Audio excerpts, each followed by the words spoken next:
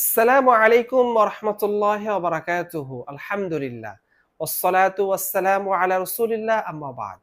সুপ্রিয় দর্শক শ্রোতা, মানুষ যখন মৃত্যুবরণ করে তখন তার আমলনামা বন্ধ হয়ে যায়।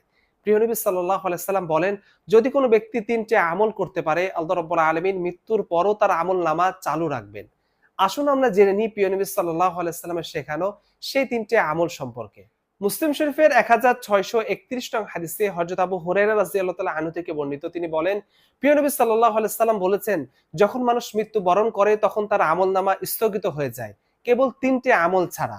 ১ নম্বর সদকায়ে জারিয়া, ২ নম্বর এমন জ্ঞান যা থেকে মানুষ উপকৃত হয়, ৩ নম্বর এমন সন্তান যে তার জন্য দোয়া করে।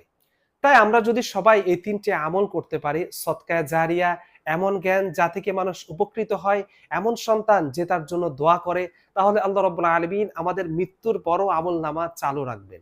তাই আল্লাহ রাব্বুল আলামিন আমাদের সবাইকে এই ৩টি নেক আমল করার তৌফিক দান করুন। আমিন।